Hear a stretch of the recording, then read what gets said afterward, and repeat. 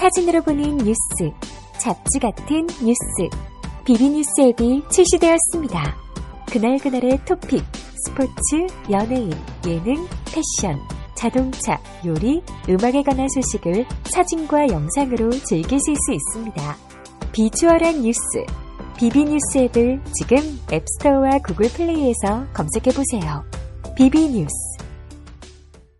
1시간 빠른 시사 정보 상쾌한 아침 원기범입니다. 수요일 순서 함께하고 있습니다. 이제 3부 시작하겠습니다.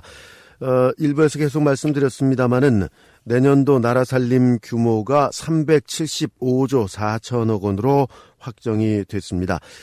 이와 관련된 말씀 좀 나눠보겠습니다. 자, 이번 예산안 정의당은 어떻게 보고 있는지 보겠습니다. 국회 예산결산특별위원회 소속 박원석 국회의원 연결되어 있습니다. 의원님 안녕하십니까? 네, 안녕하세요. 네, 자, 내년도 예산안이 확정이 됐습니다. 총평을 좀 부탁드릴게요. 일단은 매년 국회가 예산 심의를 함에 있어서 법정 시한을 어겨서 연말에 가서 이제 예산안을 통과시켰던 것이 언론이나 국민들로부터 계속 지적받던 사항인데요. 12년 만에 처음으로 예산안 법정 시한에 맞춰서 예산안을 통과시킨 것은 의미 있는 일이라고 평가를 합니다. 다만 이게 예산안 심사 시한에 너무 쫓기다 보니까 부실한 심사가 이루어졌던 점, 그리고 우리 헌법이 국회의 예산 심의 의결권을 보장하고 있는데 사실상 본회의 표결 직전까지 예결위원들조차도 어떤 증액과 어떤 감액이 이루어졌는지 그 내역을 잘 알 수 없는 깜깜이 예산안이 이번에도 통과됐다는 점에서 이 국회의 예산안 심의 의결권이 무력화된 거 아닌가 이런 평가를 하지 않을 수 없습니다.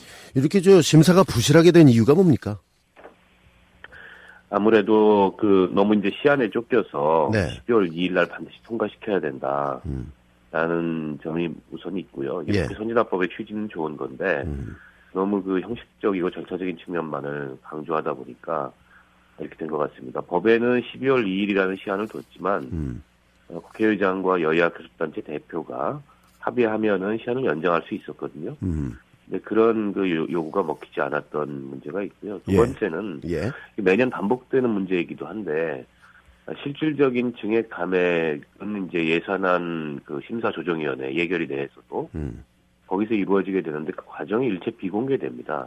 같은 예결위원인 저조차도 예산안 심사조정위원회에서 어떤 증감액이 이루어지는지 알 수가 없고 특히 저처럼 비교섭단체 소속 의원들은 매년 이 개수조정소위에서 배제가 되기 때문에 사실상 그 과정에 참여할 수 없는 그런 문제들로 인해서 370조 가까운 이 나라 살림이 과연 그렇게 밀실에서 몇몇 사람의 그런 판단과 결정에 의해서 이렇게 편성이 되는 것이 맞느냐 그런 점에서는 개선해야 될 사항들이 많다고 생각합니다. 국회 선진화법 바꿔야 됩니까?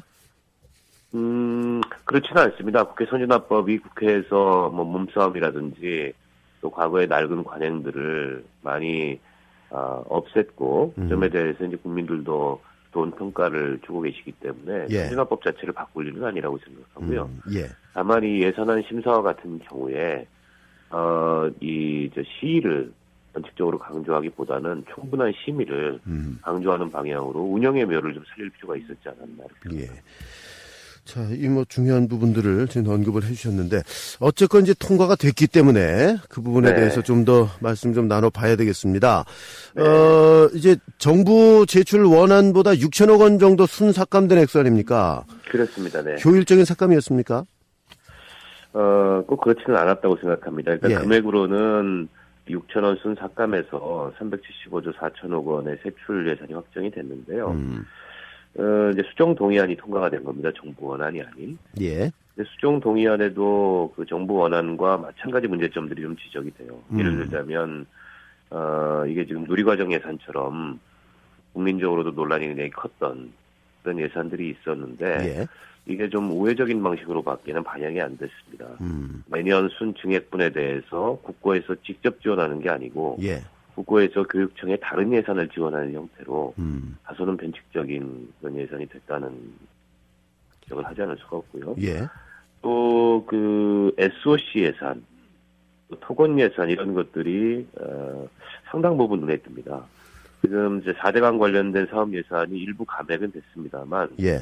정부 원안에서 크게 변경되지 않은 채로 반영이 돼 있고요. 예. 그리고 지방 재정의 그 어려움이 굉장히 큰데요. 이 문제를 근본적으로 해결할 수 없는, 어떻게 보면 지방 재정에 부담을 주는 예산안이 통과가 됐습니다. 그리고 무엇보다 이게 담배값 인상 등으로 인해서 서민들 부담이 크게 늘었습니다. 그에 반해서 우리 세입 기반을 그 구조적으로 약화시킨다고 지적받아왔던 법인세 최고세율 감세 철회, 이거는 이제 관철이 안 된 거죠. 어떻게 보면 우리 재정에 여러 가지 지금 문제들이 있지만 그 중에도 가장 큰 문제는 매년 적자가 누적되고 있다는 거거든요. 그렇죠. 예. 그리고 올해만 하더라도 10조 원에 애초 들어와야 될 세금이 안 들어왔습니다. 이렇게 이제 세입 기반이 약화되어 있는 구조적인 문제는 전혀 이번 예산안에서 시정이 안 된 그런, 어떻게 보면 좀 근본적인 문제들을 방치한 그런 부실한 예산이라고 생각합니다. 예. 자, 언급하셨습니다만 지금 토목건설 예산이 4천억 원이나 늘었어요. 네, 그렇습니다. 예. 이게 이제 뭐 4대강 사업도 말씀하셨는데, 아니 4대강 사업에 뭐 돈을 계속 넣어야 됩니까? 글쎄요, 그 부분에 대해서 계속 비판이 있음에도 불구하고 정부에서는 이제 그 수자원공사가 떠안은 부채에 대한 이자 그 비용 지원, 이거를 매년 하고 있습니다. 그게 이제 과거 국가정책조정회의의 결정에 따른 것이라고 얘기하는데, 예. 이 국가정책조정회의는 법률적인 지위가 훈령이거든요. 근데 이 정부 훈령의 기초에서 그 법률적 근거가 없는데, 이렇게 그 4대강 그 부채에 대해서 계속 정부의 예산으로 지원해 주는 것은 전례가 없는 일이고요. 예. 또 이게 이제 4대강에 16개의 보가 있지 않습니까? 그 보를 유지 관리하는데 비용이 꽤 들어갑니다. 예. 근데 이 문제에 관해서는 이제 이미 전문가들도 그럴 바에는 차라리 보를 갖다가 해체하는 것이 비용이 덜 드는 그런 방안이라는 연구 영역 결과도 있거든요. 이런 부분들이 전혀 예산안 심사에서는 고려가 안 됐고요. 예. 왜 고려가 안 되는 겁니까? 그런 얘기가. 이게 참 중요한 얘기인데요. 네. 아무래도 이제 전 정권의 부실, 그 부실을 걷어내기 위한 노력, 이런 것들이 충분하게 이루어지지 못하고 있는 것이고요. 또 4대강 주변에 이제 지천들이 있지 않습니까? 예, 예. 그 지천 관리 예산도 꽤 많이 편성이 됐는데, 그건 아마도 이제 지역구 의원들의 이해관계가 맞물려서 그런 사업은 이제 4대강 사업이 아니다, 이렇게 그 얘기를 해서 관철이 됐습니다만, 사실상 그 지천 이 관련된 예산들도 뭐 댐을 만든다는 거나 그런 예산들이기 때문에 대부분 이게 토목 관련된 예산들이고 4대강 예산들이라고 볼 수 있을 것 같습니다. 이런 것들이 지역구 유권자들의 여야를 떠나서 지역구 그 의원들의 이해관계와 맞물리다 보니까, 그러게 말이에요. 제대로 된 검토 없이 통과돼서 전체적으로 토목 관련 예산이 오히려 늘어나는 그런 부작용도 이번 예산에서 나타납니다. 그래 말입니다. 이제 4천억 원이나 늘었는데 이거 가지고 국민 그 민생 예산에 썼으면 상당히 좀 효율적으로 썼겠다, 이런 생각이 들어요. 네네, 그렇습니다. 예. 그 의원님 지난 인터뷰 때 지적하셨던 그 실세 정치인들의 쪽지 예산 좀 점검해 볼까요? 뭐 올해도 역시 마찬가지로 쪽지 예산이 극성이었습니다. 예. 여야에서는 한 목소리로 올해 예산 심의에서는 쪽지 예산을 고려하지 않을 거다. 그리고 결과적으로도 쪽지 예산을 검토하지 않았다, 이렇게 얘기를 하고 있지만, 그 회장을 찾는 지역구 의원들의 발길이 보이지 않았고요. 예. 또 상임위 그 예비 심사 과정에서 일단 밀어놓고 보자, 이러는 예산이 10조 원 넘게 이렇게 증액이 됐다가, 이게 이제 예결위 예산안 조정소위 심사에서 뭉텅이로 잘려나가는 이른바 이제 고무줄 예산 심사의 악순환이 계속 이번에도 나타나는 거죠. 올해 상임위에서 증액된 예산안만 13조 5천억 원이 넘었습니다. 예. 그 예결위 예산안 조정소위에서 감액 심사 내역을 제한적으로 언론을 통해서 공개를 했습니다만, 증액 심사는 외부의 그런 그 감시 없이 비공개로 진행이 돼서 이른바 쪽지 예산이라고 불리는 지역의 민원성 예산이 실제 예산에 어떻게 반영이 됐는지 이 내역을 파악하기가 쉽지 않고요. 제가 파악한 바로는 상당 규모 이 예결위원들한테 그런 쪽지 예산들이 넘어간 것으로 알고 있고, 예결위원장께서 어느 언론 인터뷰에서도 약간의 그런 자조 섞인 토로를 했던 걸 제가 봤습니다. 지금 수백 건이 와 있다. 그런 걸로 봤을 때 올해도 사실은 이 잘못된 관행 근절은 안 됐다고 봅니다. 그래요 말이죠. 의원님은 국민 실생활과 관련된 국민 쪽지 예산을 계속해서 이제 발표를 하시지 않았습니까? 네. 반영됐어요? 많이 반영이 안 됐습니다. 제가 이제 지난 2주 동안에 그 예산안 조정서의 심사 과정에 매일 하나씩 총 10개의 국민 쪽지 예산을 발표를 했습니다. 네. 그리고 이 방송에서도 한번 소개를 드렸습니다만, 이게 이제 지역구 민원성 예산 이런 게 아니고 대다수 국민들에게 정말 필요하지만 반영되지 못한 민생을 살리는 그런 예산들이었습니다. 제가 소개를 드렸습니다만 공공부문의 청소노동자들의 임금을 위한 예산, 또 280만 예비군들의 교통비 예산, 또 경비노동자, 예술인, 소방관, 또 우리 어르신들 이런 분들을 위한 예산이었는데요.